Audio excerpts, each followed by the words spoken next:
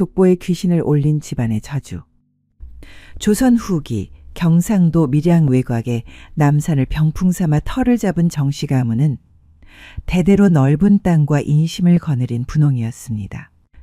그러나 겉으로 평온해 보이던 정씨 집안은 한 가지 흠이 있었는데 그것은 바로 족보의 계보가 단절되어 있다는 점이었습니다. 정씨 가문은 본래 평민 출신이었으나 가세를 일으킨 3대 조정석만이 족보에 들어가지 못한 채 이른 나이에 병사하였고 이후로 그의 아들들이 점차 벼슬길에 오르며 양반으로 변모했습니다. 그러나 애초 족보에 빈칸이 있었기에 근본 없는 자식들이라는 말이 뒤따랐습니다.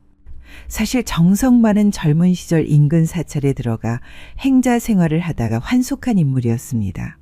그가 속세로 돌아온 직후 만난 여인 사이에서 아들을 하나 낳았는데 정석만의 출신 배경과 불분명한 혼인은 문중에서 꺼리는 이야기였고 결국 아이는 출생신고조차 제때 되지 못한 채 족보에도 오르지 못하고 죽었습니다. 정석만 또한 마찬가지였죠. 하지만 계보의 단절과 정통성의 결연은 후손들에게 깊은 상처로 남았고 특히 가문의 이름을 다시 세우고자 했던 정유에게 있어 이 공백은 단순한 결격이 아닌 뿌리를 뒤흔드는 치명적인 약점으로 작용했습니다. 그의 늦봄, 정유는 문중 어르신들이 모이는 회의 자리에 기어이 자신을 불러 세웠습니다. 밀양 정씨종 중의 좌수, 약정, 향반 노인들로 이루어진 회의는 대개 젊은 자손의 출입을 허락하지 않았으나 이날만큼은 달랐습니다. 모두가 정유의 속내를 어렴풋이 짐작하고 있었기에 허락한 것이었습니다. 정유는 반드시 절을 올리고 조심스레 말문을 열었습니다. 어르신들께 고개 숙여 아뢰입니다. 저희 가문은 수십 년간 분홍으로 살아왔고 저 또한 조상님의 가르침을 잊지 않으려 애써왔습니다. 허나 저희 가문 족보에는 중대한 공백이 하나 있사옵니다. 문중좌수가 이 말을 짚었습니다. 또 그 말이냐? 네 증조 정석만 말이지. 정유는 조심스레 고개를 끄덕였습니다. 예. 증조부 정석만께서는 젊은 시절 사찰에서 행자 생활을 하시다 환속하셨고 얼마 지나지 않아 외부 여인과 인연을 맺고 자손을 두셨으나 정식 혼례도 없이 이른 나이에 돌아가셨습니다. 그로 인해 증조부께선 족보에 등재되지 못하셨고 제 조부와 제 부친 또한 족보에서 밀려났습니다. 약정 어르신이 눈을 치켜떴습니다. 그 이야기는 이미 끝난 줄 알았다. 한데 이제 와서 대체 어쩌겠다고 매번 이 얘기를 들춰내는 것이냐? 말 그대로 내 조상 뿌리를 죽은 사람 하나 끼워 넣어 있겠다는 말이 아니면 더는 입에 올리지 마라. 그러자 정유는 미리 준비해온 초안 족보를 펼쳐들고 말을 이었습니다. 그리 하옵니다. 이번 족보 보각에 맞추어 한 인물을 저희 고조부의 양자로 입적시키려 합니다. 이로써 문중의 혈통을 바로잡고 계보의 단절도 막을 수 있으리라 생각하였습니다. 너 대체 그게 무슨 소리냐? 연고도 알 수 없는 자를 우리 집안의 족보에 올린다는 것이냐? 너 정말 제정신인 게냐? 정유는 잠시 말을 멈췄다가 고개를 깊이 숙이며 고백했습니다. 무연고 고인의 묘비에서 이름을 얻어온 이가 있사옵니다. 정도상이라 하며 본래는 이 고장 사람도 아니옵고 후손도 없습니다. 저는 그를 고조부의 양자로 삼아 족보에 올리고자 합니다. 제사를 제가 직접 받들고 향후 후손에게도 전하겠습니다. 주변이 술렁이기 시작했습니다. 죽은 사람을 데려다가 고조부 양자로 올린다고? 내가 지금 조상을 꾸미겠다는 것이냐? 조상을 거짓으로 만들면 안 되는 것이니라. 정유야, 내게 애틋한 마음이 없는 것도 아니나 이건 선을 넘은 짓이다. 정유는 문중 어르신들 앞에 엎드리듯 앉아 천천히 말을 꺼냈습니다. 문중의 분란을 피하고자 한 일이옵니다. 죽으니라 하여 뜻이 없는 것이 아니옵고 제가 그 묘소를 직접 관리하고 제사를 다한다면 그 또한 혼맥의 줄기를 잇는데 큰 하자는 없으리라 사료되옵니다. 순간 좌수가 길게 한숨을 쉬며 시선을 떨궜습니다. 그리고 오랜 침묵 끝에 무겁게 입을 열었습니다. 증조부 정석만과 그의 아들이 족보에서 빠진 건 그 시절 환속자에 대한 조심스러운 시선 때문이었다. 허나 그로 인해 세대가 이어진 가문이 족보의 자리를 못 잡은 것도 사실이지. 기이하긴 하나 그 정성을 무시하긴 어렵구나. 곁에 앉은 부사는 끝내 인상을 찌푸리며 고개를 저었습니다. 하지만 문제는 그 정도 상이라는 자가 누군지도 모른다는 게 아니오. 아무 무연고 묘비에서 이름 하나 베껴와선 감히 밀양 정씨로 입적하겠다고? 정유는 조금도 굽히지 않은 채 또박또박 답했습니다. 입적 사유엔 수양 입적이라 밝히고 후손 없는 고인의 재산은 제가 직접 지내겠습니다. 그 책임 또한 죽는 날까지 제가 지겠습니다. 문중 어르신 몇은 수군거렸습니다. 어떤 이는 너무한다고 했고 또 어떤 이는 허울만 중요하냐며 시선을 피했습니다. 좌수는 정유를 향해 눈길을 주며 천천히 말했습니다. 네가 벼슬길에 들어선 지도 몇 해지? 요사이 고을 수령들도 네 집안 눈치를 본다 하더구나. 하긴 그러니 제대로 된 족보 하나 없단 말이 떠도는 게 민망하긴 할 게다. 정유는 표정을 굳히고 고개를 숙였죠. 예. 그래서 더더욱 제 뿌리를 바로 세우고자 함이옵니다. 좌수는 조용히 고개를 끄덕이며 말했습니다. 좋다. 내 마음엔 차지 않지만 지금 네 힘과 지위가 그렇지 않다면 우리가 이런 말도 꺼내지 못했겠지. 대신 제사를 목숨처럼 받들어야 할 것이며 혹여나 나중에 그 이름이 문중에 누가 되는 날엔 족보에서 다시 빼버릴 테니 그리 알도록 하거라. 정유는 고개를 깊숙이 숙였습니다. 감사합니다. 좌수 어르신. 그로부터 3년이 지났습니다. 정시고택은 그 어느 때보다도 번성하고 있었습니다. 안채와 사랑채 곳곳에는 윤기가 흐르고 마루 밑엔 잘 말린 장작이 높이 쌓였으며 마당에는 여전히 싱싱한 채소가 자라고 있었습니다. 문중의 잔치 또한 해를 거듭할수록 잦아졌으며 향촌의 사대부와 유지들도 이 고택에 모여 술잔을 기울이곤 했습니다. 정유의 위상은 이제 가문 안팎을 막론하고 누구도 감히 깔보지 못할 정도였습니다. 그는 이미 향안에 이름을 올리고 관직에서의 행보도 거침없었으며 고을 관하에서도 정씨 가문을 존중하는 눈치를 노골적으로 보일 정도였습니다. 하지만 그 즈음 뜻밖의 일이 벌어졌습니다. 하루는 정유의 장남 12살 도연이 서당에서 돌아오자마자 얼굴을 찌푸리며 아버지를 찾았습니다. 아버지, 오늘 이상한 꿈을 꾸었습니다. 정유는 붓을 놓고 고개를 들었습니다. 그의 눈에 비친 아이의 낯빛이 어딘가 불안해 보였죠.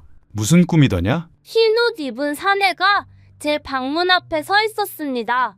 얼굴은 희미하고 눈은 분명히 마주쳤는데 아무 말 없이 그저 저를 내려다보고 있었습니다. 말은 없었느냐? 없었습니다.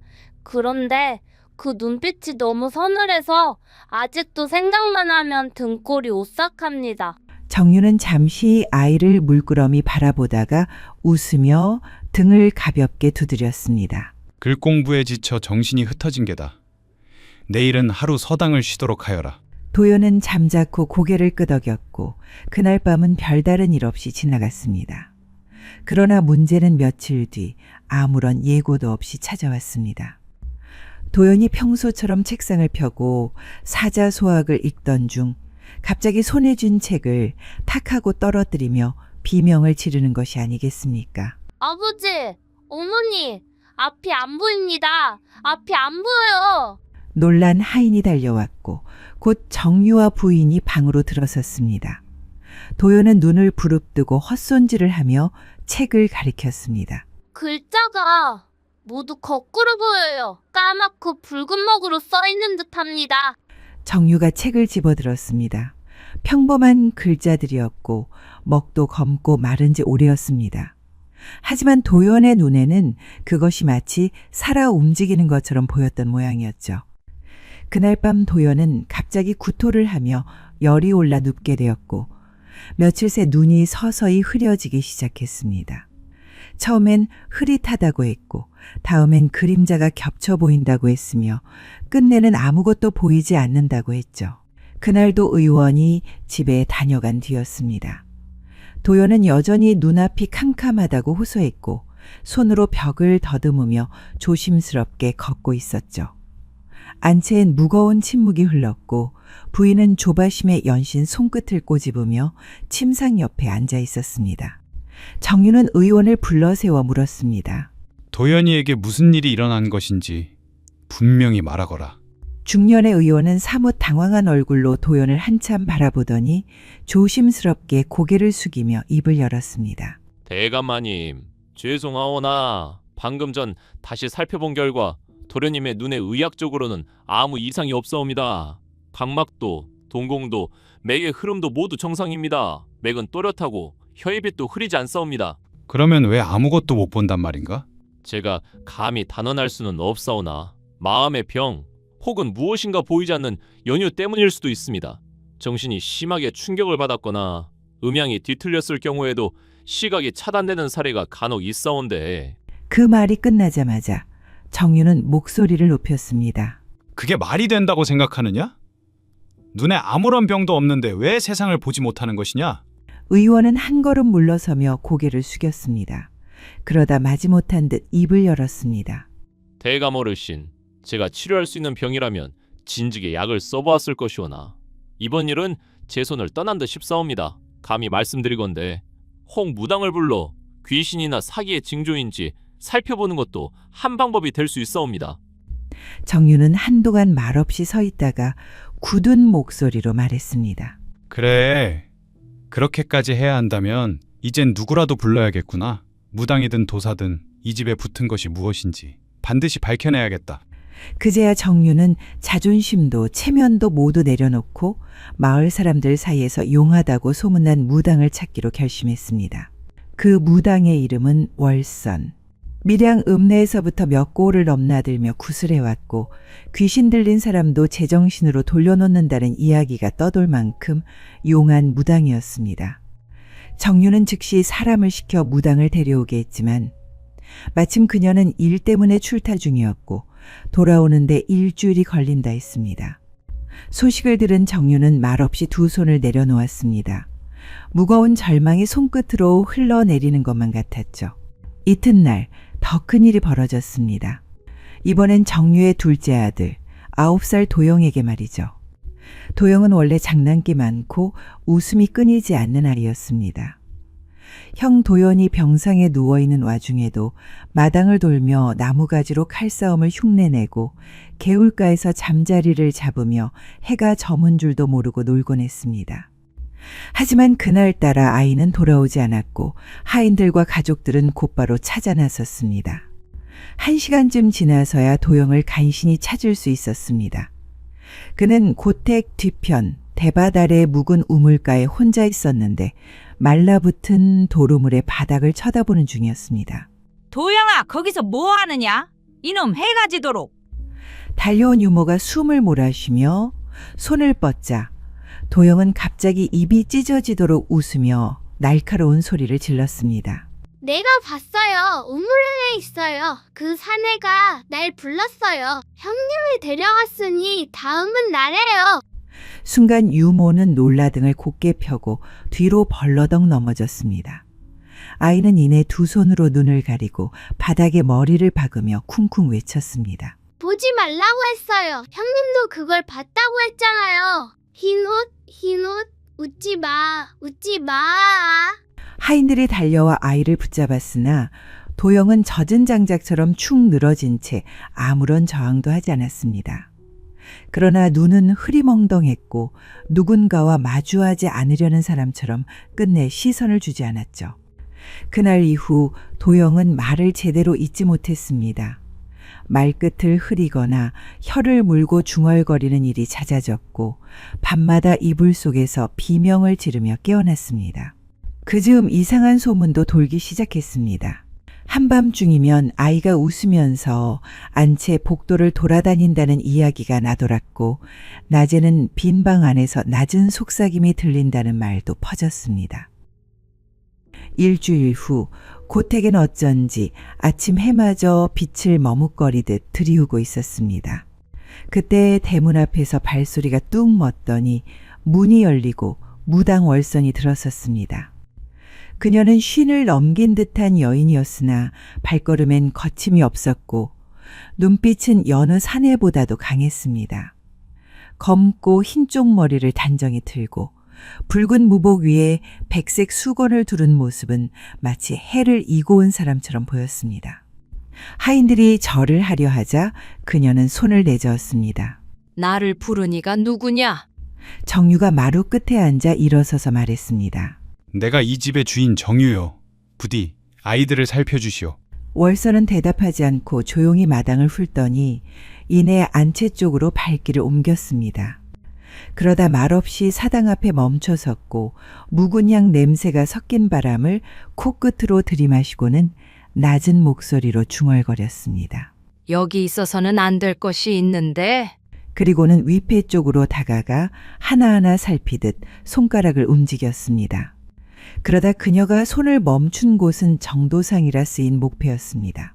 월선은 거기서 한참을 움직이지 않았습니다. 그러더니 등 뒤로 고개를 획 돌려 정유를 똑바로 바라보았습니다. 이 사람 누구요? 우리 집 족보에 비어있던 자리를 잇고자 무연고 고인의 이름을 빌려 양자 삼아 올렸습니다. 위패도 정갈이 모셨고 제사도 빠짐없이 지냈습니다. 그러자 월선은 피식하며 웃었습니다. 그리고는 갑자기 마당을 탕 하고 맨발로 밟았습니다. 하인들은 놀라 움찔하고 물러섰고 그녀는 매섭게 소리쳤습니다. 미련한 자로구나. 제사란 그 밥을 받아 모실 그릇이 있어야 하는 법이다. 그런데 너는 그릇도 없는 자리에 밥상을 차려놓은 셈이야. 그 자리에 정말 누가 앉아있긴 하더냐? 월선은 눈을 치켜뜨며 더욱 날카로운 목소리로 몰아붙였습니다. 너희 장남은 눈을 잃었고 둘째는 실성했지? 그것은 그 위패, 그놈, 죽은 줄도 모르는 그놈 때문이야. 그놈은 살아생전 나쁜 짓을 많이 했던 놈이었는데 그런 것을 조상이랍시고 떡하고 모시고 있으니 탈이 안 나고 배겨? 정유는 입술을 깨물었습니다. 저는 그저 족보를 바로잡고 싶었을 뿐입니다. 가문의 이름을 잇고자 하였을 뿐입니다. 그 이름을 잇기 위해 너는 다른 혼을 들여 앉혔다. 족보는 살리되 자손은 죽이고 제사는 지내되 받는 이는 악귀가 되었지. 어찌 이게 제사냐? 어찌 이게 가문이냐? 월선은 위패를 똑바로 응시한 뒤 정유를 향해 단호하게 말했습니다. 누군지도 모를 자의 이름을 앞세워 죄를 올린 것, 그 자체가 문제였느니라. 당장 위패를 걷어치우고 그 묘소로 가야 한다. 더 늦기 전에 묻고 달래야 할 때니까 말이야. 다음 날 해가 저물 무렵 정유 일행은 대밭 아래 묵은 우물이 내려다 보이는 언덕에 도착했습니다. 그곳에 이름조차 모른 채 세워진 허름한 무연고 묘가 있었죠. 월선은 그 앞에 천을 깔고 앉았습니다. 청색 수건을 새로 동이고 붉은 치마를 단단히 여민 뒤 검은 고 소리처럼 울리는 낮은 가락으로 진홍가를 부르기 시작했습니다. 정유는 제사상 옆에 무릎을 꿇고 눈을 감았습니다. 그가 싸들고 온 위패는 천으로 덮인 채 묘 앞에 가만히 놓여 있었는데 진홍가를 모두 부른 월선이 그것을 들더니 불에 태워버렸습니다.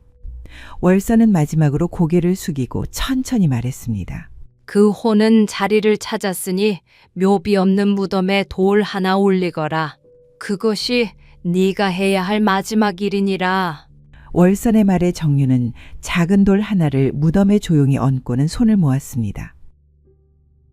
그렇게 며칠이 흐른 뒤 하인이 숨을 헐떡이며 안채로 달려와 말했습니다. 대감마님, 도련님께서 눈을 떴다옵니다. 정유는 믿기지 않는 듯 얼어붙었고 부인은 손에 들고 있던 바느질을 떨어뜨렸습니다. 둘이 함께 방 안으로 뛰어들어가자 도연이 침상에 앉아 있었습니다. 그는 천천히 고개를 돌려 부친을 바라보았습니다. 아버지, 이제 보여요. 햇빛도 바람도 어머니 얼굴도. 정유는 그제야 무릎을 꿇고 도연의 손을 감싸 주었습니다. 눈가엔 뜨거운 눈물이 고였고 입술은 떨려 아무 말도 이어내지 못했죠. 그리고 바로 그날 저녁 무렵 안채 뒤편에서 또 하나의 소식이 전해졌습니다. 둘째 도영이 마루 끝에서 혼잣말을 멈추고 제 발로 부엌에 내려와 밥을 달라 한 것이었습니다. 며칠 전까지만 해도 벽에 머리를 박으며 울던 아이는 마치 긴 꿈에서 깨어난 사람처럼 주변을 둘러보았습니다. 형님은 어디 계세요? 보고 싶어요. 정유는 이제야 모든 것이 끝났다고 생각했습니다. 자신이 저지른 어리석음으로 인한 것들이 말이죠. 사실 그가 그렇게까지 애써 족보를 채우려 했던 이유는 단 하나였습니다. 벼슬길에 오른 자로서 근본 없는 자라는 소리를 듣지 않기 위해서였죠. 조상이 명확하지 않다는 것, 족보에 공백이 있다는 사실은 그 시대 양반 사회에서 한 사람의 격을 결정짓는 약점이었기 때문이었습니다. 하지만 이제야 비로소 그는 알게 되었습니다. 비어있는 족보를 억지로 채우는 일이야말로 참된 근본을 훼손하는 일이라는 것을 말이죠. 이후로 정유는 더는 남들의 시선을 의식해 허울을 세우지 않았습니다. 그 빈줄 하나가 마음을 불편하게 할지언정 또 다른 거짓을 쌓아 무너지는 집안이 되는 일은 없게 하리라 다짐했죠. 이상 야담설화였습니다. 구독과 좋아요는 사랑입니다. 감사합니다.